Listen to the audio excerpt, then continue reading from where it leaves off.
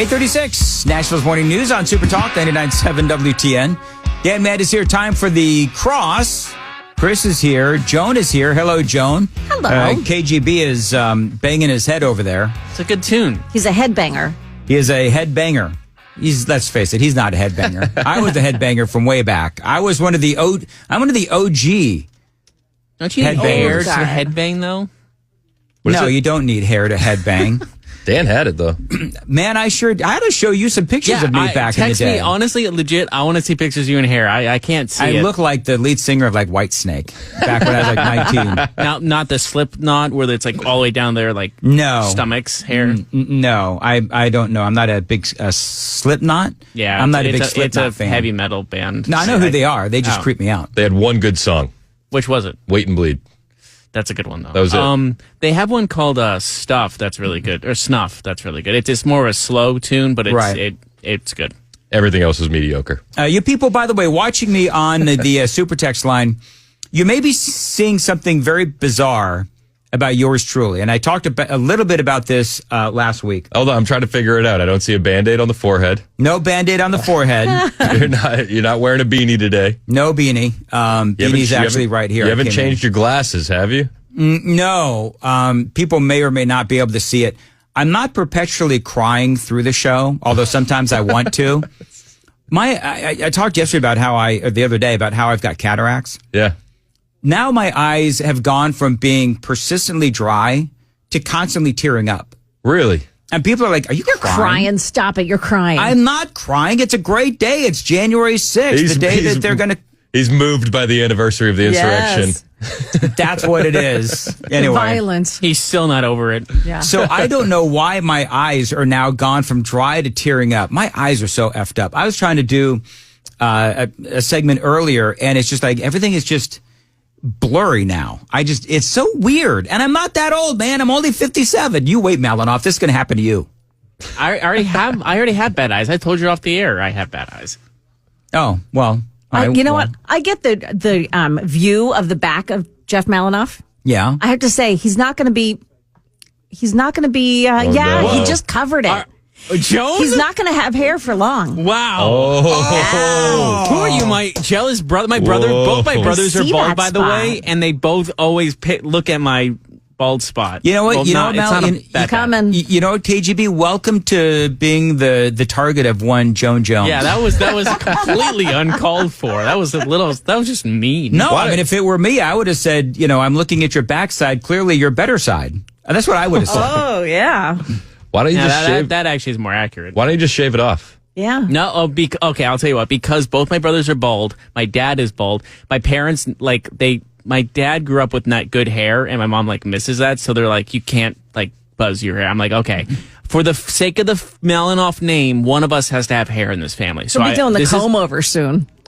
Serious comb over. That is maybe it's true, but Joan with the flamethrower back there. This is the longest. I usually have a more of a shorter hairstyle. Sometimes I buzz it, but you're doing locks for Trump, like Murphy's show. I'm doing locks for the Malinoff name mainly. Okay.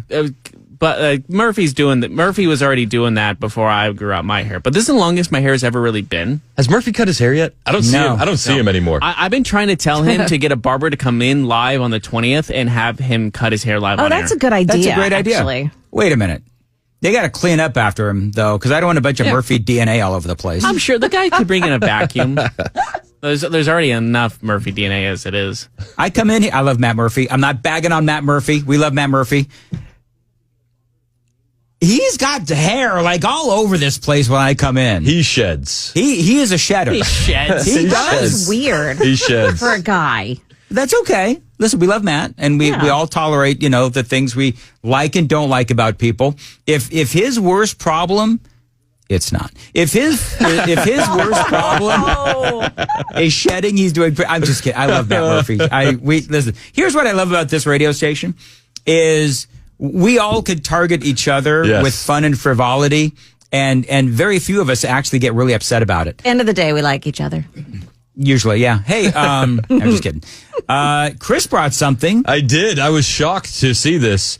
North Korea has taken a shot across the bow at the West. All right. And they have banned an iconic Western food item.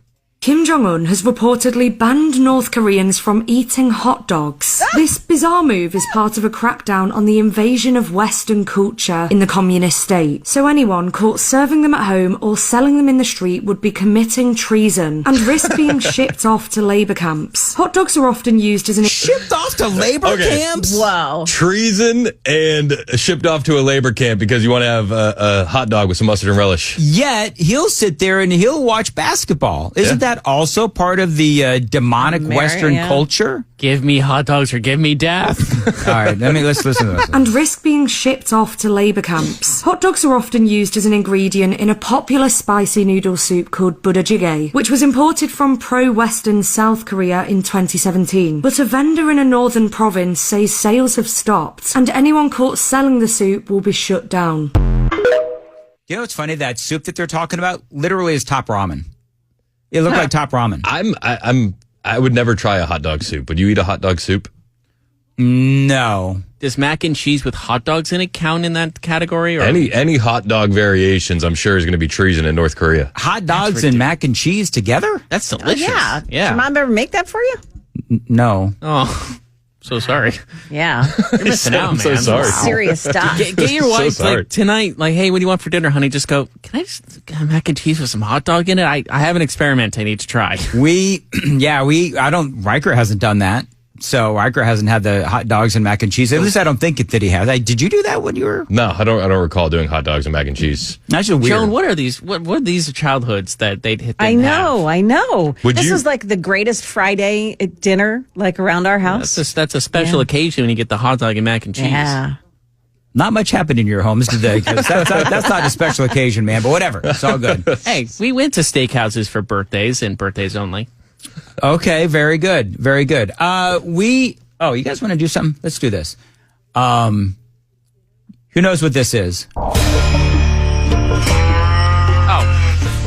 Breaking Bad. Chris, you know what that is? Yeah. You can now buy the Breaking Bad home in New Mexico.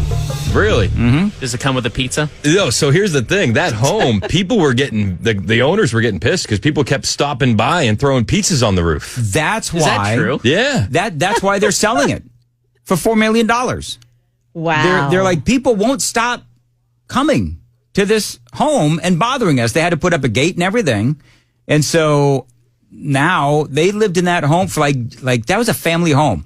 Family lived in that home for decades. Well, think of the resale value, though. They failed, though. That's a fail. What they should have done is used it as an Airbnb, decorated the inside to look exactly like the Breaking Bad home, and then rented it out, similar to how they do the Christmas Story house in Cleveland. That's probably the smarter way so to do it. here's what I don't know is, did they use the inside of this home to film Breaking Bad, or was that on a set?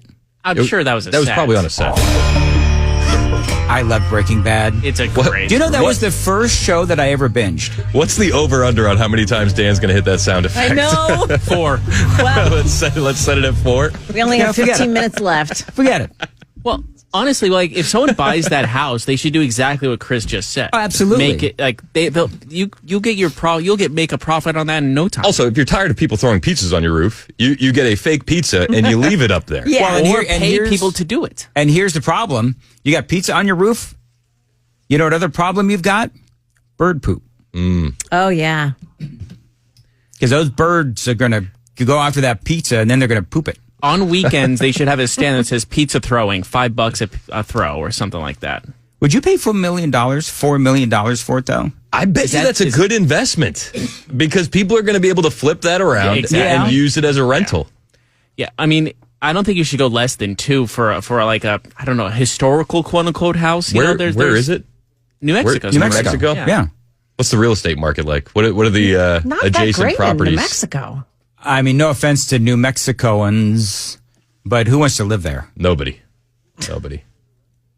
I don't. I mean, vacationing if you're a diehard Breaking Bad fan, I'm sure there's going to be, hey, we should go and be Airbnb this for 2 weeks or a week or so and pay how much it is. Like you can probably charge like you charge like San Diego Airbnbs. You can you can overcharge like crazy. Yeah, you could do like $1,500, $2,000 Oh a yeah, week. easy. Hey, can you guys guess what is the most affordable city in America? The most affordable city? Affordable city? Let's go with, it's going to be somewhere in Mississippi. I was gonna say like maybe like on the border of Florida. Nah, somewhere in Alabama. Man, all y'all are wrong. All y'all. Detroit, Michigan. Oh. Yeah, but you buy those houses and they come with a tax bill. Do you know that? Well, yeah. Wow. So they have like these homes for like $1. But they don't tear the homes down because there's back taxes associated with the property. So you buy the home for $1 and you owe $85K to the city of Detroit.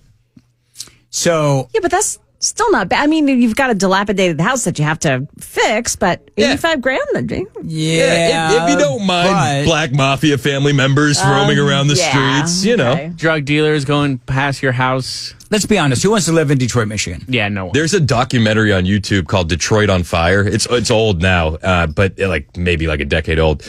But they describe that the city of Detroit has like multiple different types of arson. You have your insurance arson. You have your wanting to get rid of blight arson. You have your neighborly dispute arson. So me and you get into an argument about the trash barrels being too close to the curb or leaving them out, and then I firebomb your living room. There's Arson, get your arson there's here. all sorts of different types of arson in Detroit. You know, here's the thing, though. There's a lot of properties in Detroit that probably need to be arsoned. Fair. Yeah. You know? Just seeing Chris and arson, get your arson here. 3 for $1, arson here. You know what the number 2 was? The number 2 most affordable city? Memphis. Oh, jeez. So what they've So done... it's just crap holes. the top 2 are crap holes. The rest of them actually were not bad. You had Indianapolis, Indiana. Indianapolis is a crap hole too. No, it's not. Yes. You have recency bias. I haven't been there in 10 years. Yeah, exactly. No, Indianapolis is a nice town. No, it's not. Oh, you're Completely overrated. a poopy head. Wow. No, lousy town. Well, you were there very recently, isn't that correct? I was there a couple years ago. Oh, It's awful. What did you find that's wrong? recent. Awful. It wasn't awful. It was- How long ago were you there, Dan? It doesn't matter. It's a nice town. were you in your along. 50s? Were you in your 40s? Were you you a in your kid? 30s? Did you have hair? I was in my okay. I was in my 40s and I had hair. You know, it's a crap hole. You had hair in your 40s? I did. I didn't. This is recent. I didn't shave my head until I got here. Really? Just I like, didn't you know know that. what? I'm in Nashville News City. I'm going to change it up a bit. Well, I lost a wife and my hair. She took it in the divorce. She took a lot. Took a lot. Moving right I could along. not resist. Hey, Chris, when is your birthday? July 26th. So there is a thing, and I tweeted this out, where the how popular is your birthday? Okay. Right. So how many people were born on your birthday? You know, generally speaking, December 26th, my birthday. The fewest amount of people are born on my birthday. Okay. You were born on July 26th. Yep. So I think I share a birthday with Mick Jagger. Oh, do you? Yeah. I exactly. share with Bailey, the WWE wrestler. That's all. July 26th is the 49th most popular birthday out of 366. Because of Leap Day. Yeah, KGB, what was your... Mine was June 15th. I was 105, if I remember. You're 105, and what were you, Joan? June 26th, one And- month after or before Chris. And June 26th, you were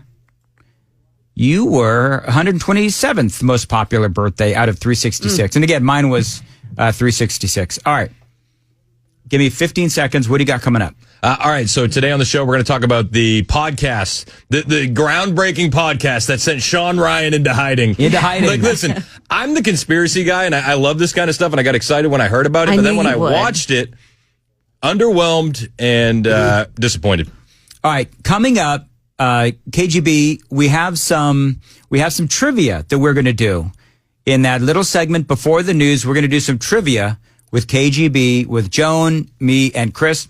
All of that straight ahead on Nashville's Morning News. Dan Mandis here looking ahead to what is coming up here in 2025. What big events do you have planned?